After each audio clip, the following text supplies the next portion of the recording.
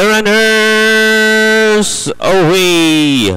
Tucker's Diamond from the outside, running by the rail, feather in the wind in the middle portion. Salinas, then comes Gio Conti, Time of My Life. Prima Donna, second last, while Directors Let Gold is the early trailer racing down the backstretch. Tucker's Diamond says, why follow if you can take the lead? In the early part of the race, maintaining a 2 lengths lead, followed by Salinas in second, running now in third. Gio Conti, then comes Time of My Life. Feather in the Wind comes next, then comes Enter 6, Prima Donna, while Directors Let Gold still running in last. Going back to the leader, it's still Tucker's Diamond maintaining a 2 lengths lead. Salinas in second. Here comes Gio Conti now trying to get closer in third.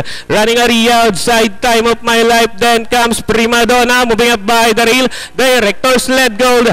Entering the fourth turn, no change.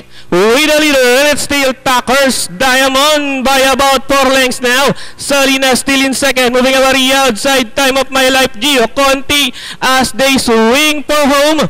Tucker's Diamond by about 5 lengths now. Salinas in second, moving over the outside, Time of My Life. Gio Conti by the rail. Last 100 meters, it's still Tucker's Diamond by about 5 lengths. And finally, from start to finish, Tucker's Diamond, Time of My Life, Salinas, Gio Conti. Alright, number 7, top choice, Tucker's Diamond, crossing the wall first. Masi Segunding Tres, Time of My Life.